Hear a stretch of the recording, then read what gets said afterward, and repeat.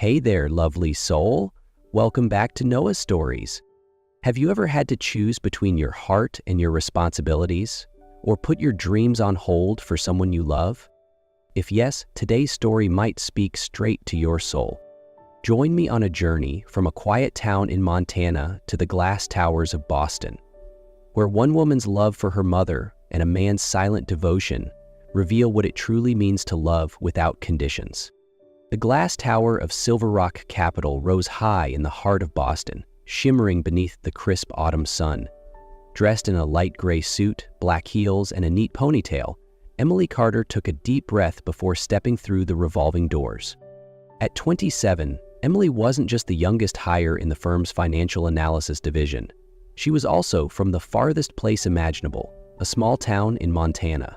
She came carrying not just an impressive academic record, but a quiet, burning hope to land a high-paying job and finally help her mother get the heart surgery she needed.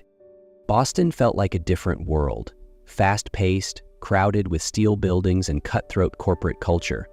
But Emily wasn't here to be overwhelmed. She was here to fight. For her mother.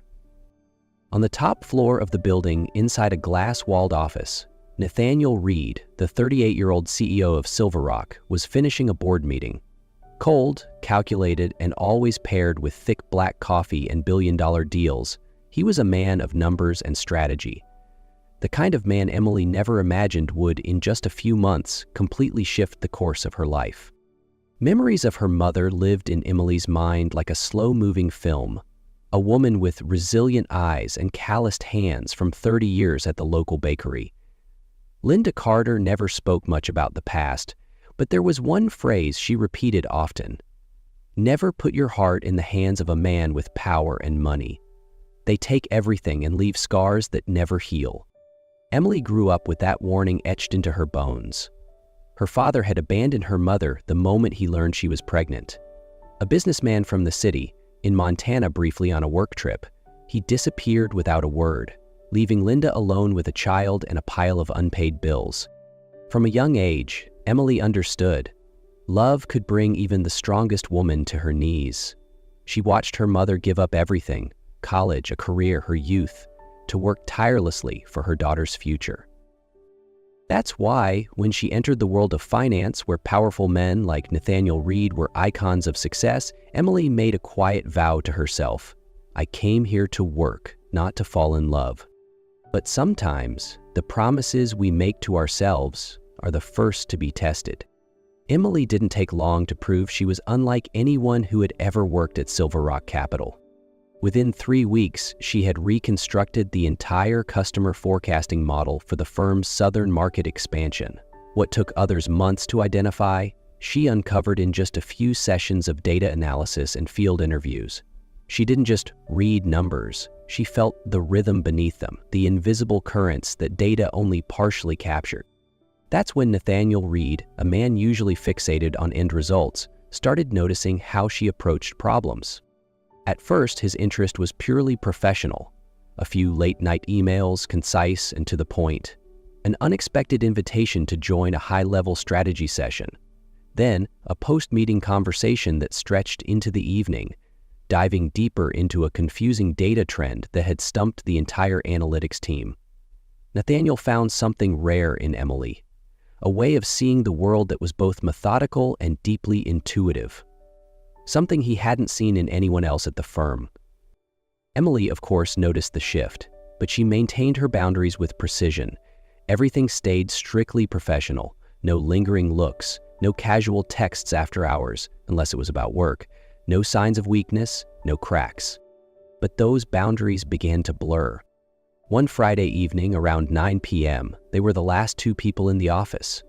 Emily was fine-tuning a report comparing consumer behavior in Georgia versus North Carolina when Nathaniel walked in. Sleeves rolled, tie loosened, holding 2 coffees. No one should be working on data this intense on an empty stomach, he said, setting a cup on her desk. They sat across from each other in the hushed stillness of a mostly darkened office.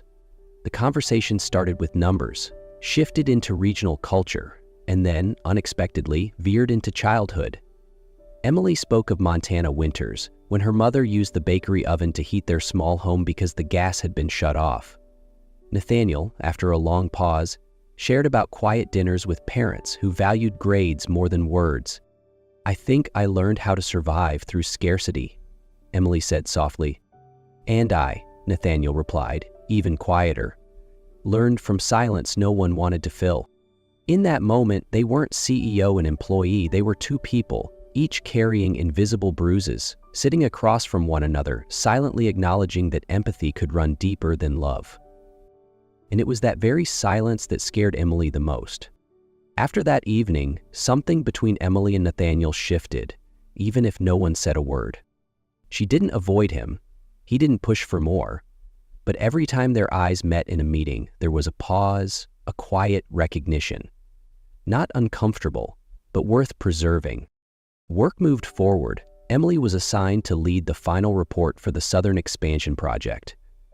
Nathaniel began inviting her to executive meetings regularly. She never asked why, he never explained, but she understood. It was trust, and that was somehow more terrifying than attraction. Then, on a Thursday afternoon, she received a dinner invitation, not from his assistant, but from Nathaniel himself. The message was short. "Friday, 7 p.m. Orem Restaurant. I'd like to thank you for everything you've done for the project." Emily stood in front of the mirror longer than usual that night. A simple navy dress, loose waves in her hair, nothing extravagant, but there was a softness in her reflection she hadn't seen before. The restaurant was on the rooftop of a boutique hotel in the heart of Boston. The table was reserved, adorned with white flowers, red wine, soft candlelight. Everything was elegant without being excessive, but clear enough for Emily to know this was not just a business dinner. After dessert, Nathaniel pulled a small velvet box from his inner jacket pocket. It wasn't flashy, it wasn't meant to impress, just a simple, elegant solitaire ring, the kind that reflected how he always carried himself. "I know the timing may not be perfect," he said, eyes steady on hers, "but I also know one thing for certain. I love you, Emily, and that's not something I can control anymore." Emily froze. Her heart pounded so loudly she couldn't breathe. Doubt tangled with hope inside her, the kind of hope she had spent her whole life guarding against. Part of her wanted to believe this was the moment, that every doubt she'd ever carried had finally dissolved. But then her mother's voice echoed in her mind, a warning wrapped in love, cold but protective. She gently placed her hand over the box and pushed it back toward him. "Nathaniel, you're a remarkable man, and I can't deny what I feel, but I can't, not now." She withdrew her hand, her eyes glassy, her voice calm. "My mother needs me. She's the reason I came here. I can't split my focus between caring for her and starting a life with you. I'm not strong enough." A long silence followed. Nathaniel didn't protest.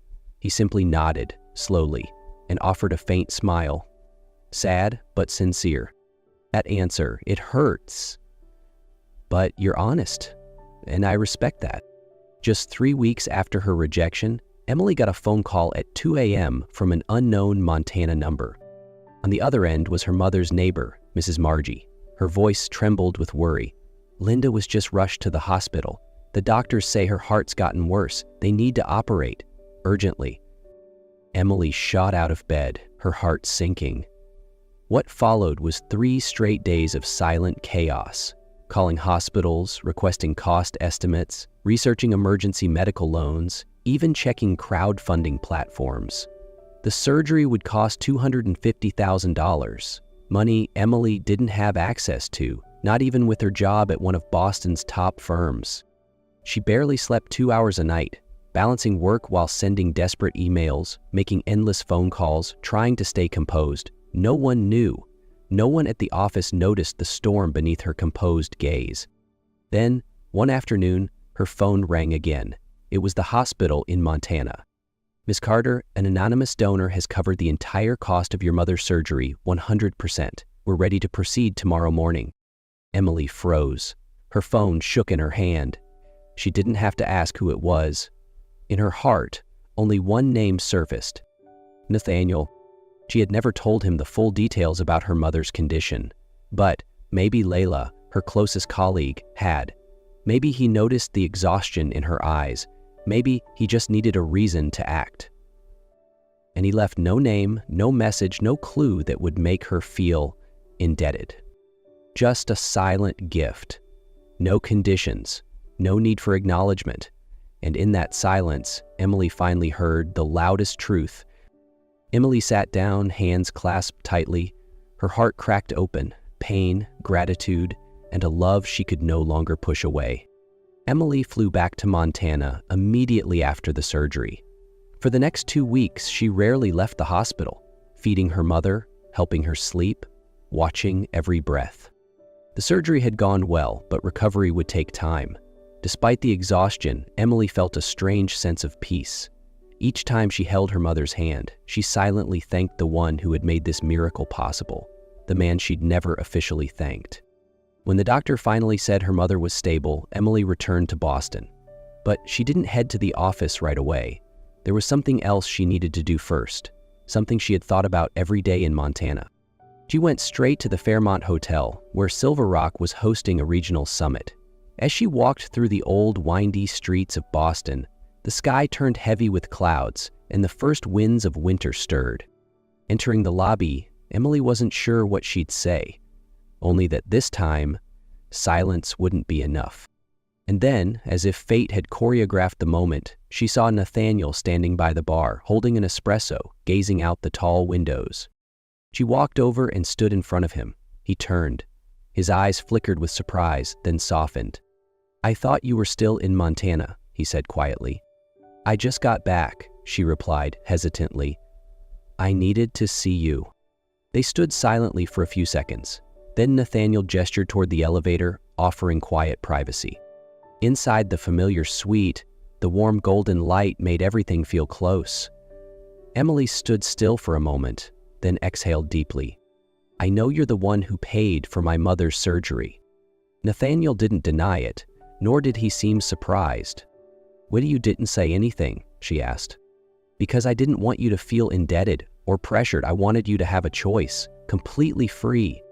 Emily stepped closer, meeting his gaze. "This time, I choose. And I choose you." He pulled her into his arms, whispering, "That's all I ever needed to hear." The words were simple, almost unremarkable, but to Emily, they were the most beautiful thing she'd ever heard. A quiet forgiveness, an unspoken acceptance, and most of all, a love that didn't need to win.